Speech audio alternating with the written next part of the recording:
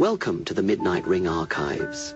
If you clicked on this video expecting to watch modern UFC fighters wearing heavy gloves, engaging in a highly commercialized sport protected by a referee and dozens of pages of safety regulations, or if you came here to listen to the same romanticized martial arts myths that have been copy-pasted across the internet 10,000 pages over, then you have come to the wrong place tonight. In this dark room, we are not talking about greenhouse sports. I want to open a forbidden file of martial arts history, one that has been deliberately buried by modern laws, commercial marketing, and history textbooks. I want to tell you how raw fists and street violence determined the life and death of a combat system in an outlaw world where there were no referees, no television broadcasts, and no legal protection. We are going to uncover the true story of a secret fight that took place in San Francisco's Chinatown in the winter of 1964.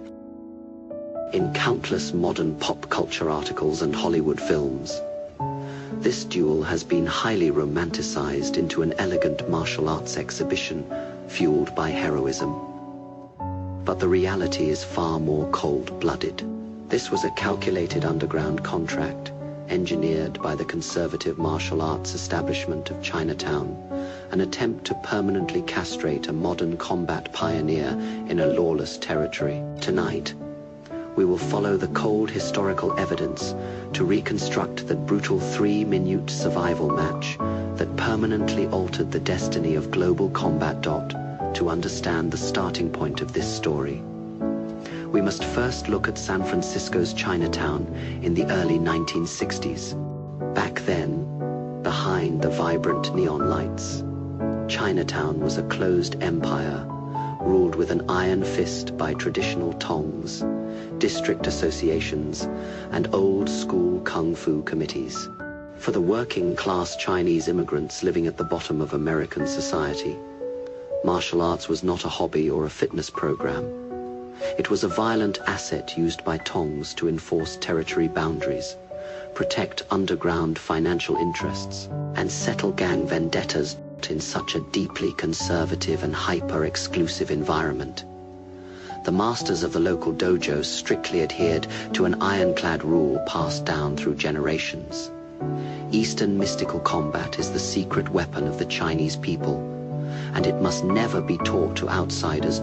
However, in the winter of 1964, a 24-year-old young man who had just begun to make waves in Seattle and Oakland completely smashed that wall. His name was Bruce Lee. He opened a martial arts school in Oakland called the Jun Fan Gung Fu Institute. Unlike the old-school dojos in Chinatown that locked their doors and only accepted Chinese youth, Bruce Lee did something that was considered high treason back then.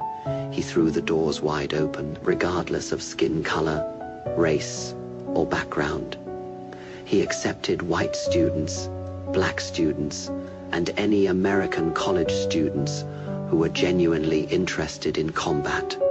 In his classes, he openly deconstructed the closely guarded secrets of traditional Wing Chun and used plain English to lecture Americans on the mechanical principles of Eastern fighting. This public act of breaking traditional boundaries and selling ancestral secrets to foreigners was viewed by the old-school masters and Tong elders of Chinatown as an unforgivable sin against the martial lineage.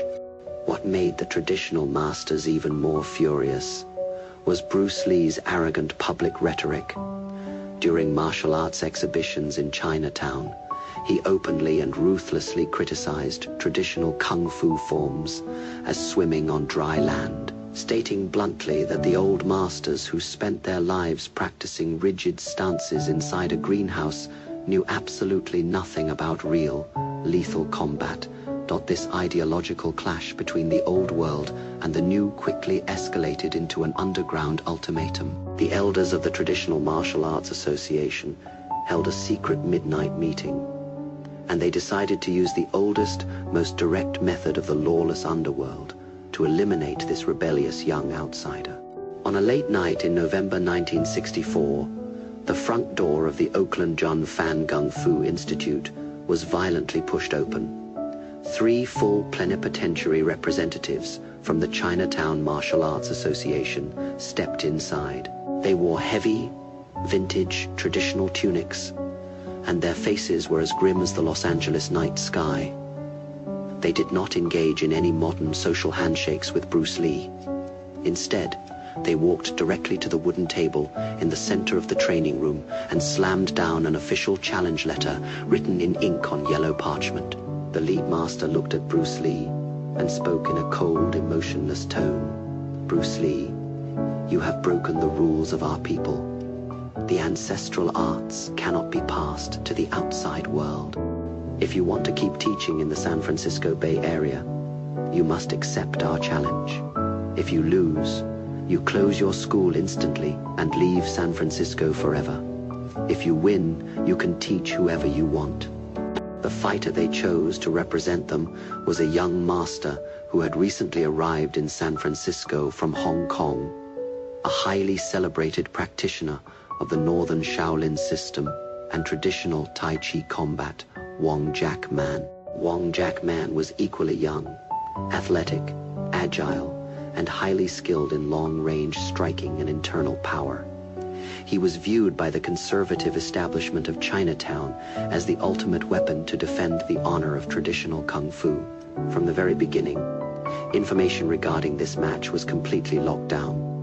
No media was allowed, no journalists took photographs, and even the students of both sides were strictly prohibited from spectating. The location was set inside Bruce Lee's narrow, dimly lit Oakland training room. The only eyewitnesses present were Bruce Lee's pregnant wife, Linda, and a few observers with underworld backgrounds sent by the Chinatown Association. This was an underground prize fight in its rawest form. Both sides verbally agreed to a contract. No boxing gloves, no weight classes, and no restrictions on targets. In other words, it was a brutal physical slaughter with 0 rules, short of taking a human life. The lights in the training room were dim, and the winter rain tapped heavily against the windows. The 2 young combatants stood in the center of the room. The air was so tense it felt like a steel wire on the verge of snapping.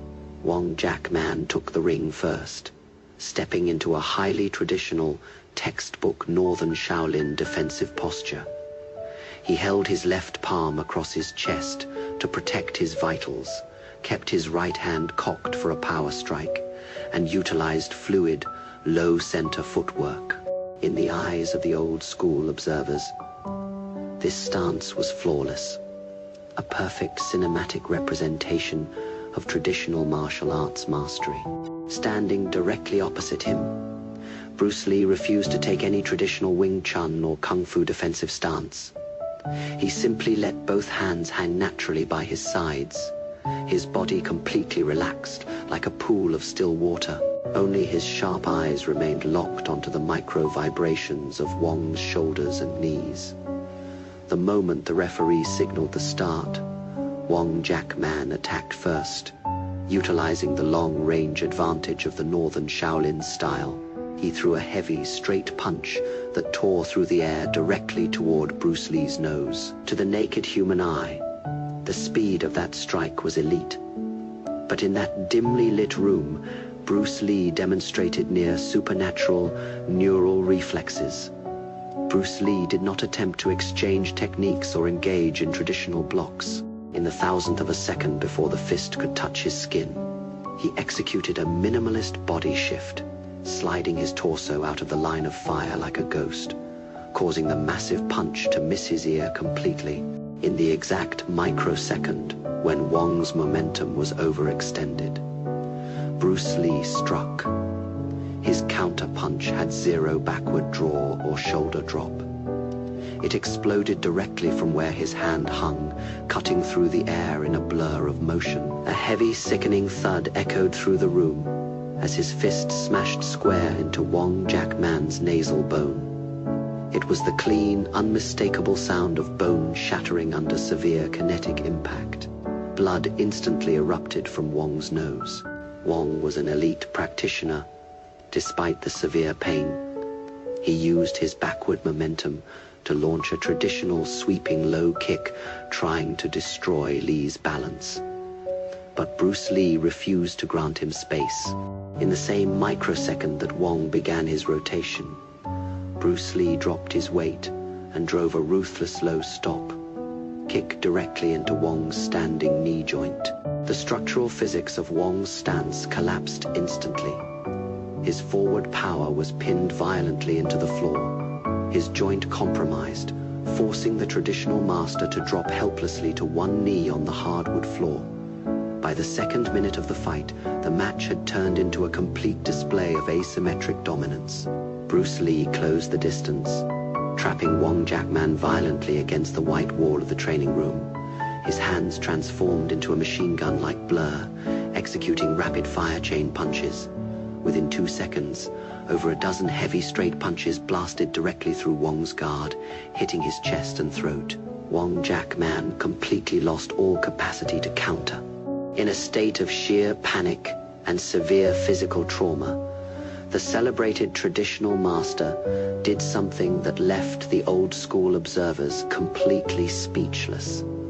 He turned his back, broke character, and began to run in circles around the narrow room to escape the onslaught. Bruce Lee pursued him from behind, his fists continuously striking the back of Wong's head and spine. Finally, in the third minute of the fight, Bruce Lee took a massive step forward, gripped the back of Wong's neck in a secure clinch, and used his forward momentum to slam him violently face first onto the cold floor. Wong Jackman lay completely broken in a pool of his own blood. Bruce Lee pinned his spine down with his right knee. His right hand formed into a sharp palm strike, stopping exactly 1 centimeter above the back of Wong's skull with intense wind pressure. The training room fell into absolute silence, save for the heavy breathing of the two men and the sound of the rain lashing against the glass. Bruce Lee looked down at his opponent and demanded in a cold, raspy voice, "Do you give up?" Lying in his own blood, Wong Jackman uttered 3 words, "I give up." The traditional observers from the Chinatown Association, who had come expecting to witness the humiliation of the young outsider, were now pale as corpses. They stepped forward with trembling hands, lifted the heavily injured Wong Jackman, and without uttering a single word of retaliation, lowered their heads and disappeared into the Oakland night. That secret match, which dictated the survival of modern combat philosophy in the West, lasted less than 3 minutes. However, the most profound and revolutionary part of this secret match was not the physical victory itself. It was what happened later that night, inside that dark, empty dojo.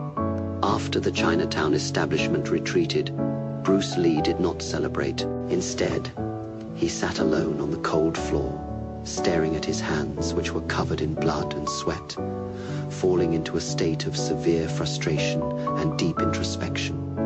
His wife, Linda, walked over and asked, "Bruce, you won the fight. You saved the school.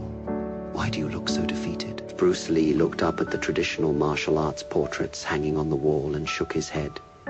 He realized that despite his victory, this 3-minute fight had exposed a fatal flaw in the architecture of traditional martial arts.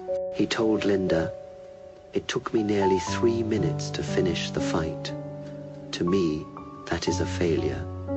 His traditional forms dragged me into a rigid rhythm, and the Wing Chun techniques I used were far too bound by forms and hand trapping. If this had happened on a lawless street, and the opponent had a firearm, or if there were 3 attackers instead of 1, that 3-minute exhaustion would have turned me into a corpse." That secret fight in 1964 became the ultimate watershed moment in global combat history. From that night onward, Bruce Lee made a decision that sent shockwaves through the martial arts world. He manually stripped away all traditional labels from his body. He stopped calling himself a Wing Chun practitioner, and he permanently abandoned the practice of rigid forms, katas, and routines. He began to aggressively dissect the footwork of Western boxing, the takedowns of freestyle wrestling, the distance management of fencing, and the raw mechanics of modern human anatomy. He fused these cross-disciplinary real-world combat principles together, founding Jeet Kune Do. The sole core of this system was to be minimalist, direct, and non-traditional, using short-range physical science to destroy an opponent's physical structure before their brain could formulate a defense. Today, countless modern combat fans and internet users argue relentlessly on forums, asking how Bruce Lee would fare against a modern UFC champion. Listen closely. Modern combat appears highly effective today because professional athletic sports have preserved the pure delivery of power and speed, whereas modern traditional kung fu masters have spent decades locked inside safe greenhouses, studying theatrical dance moves and abstract mysticism.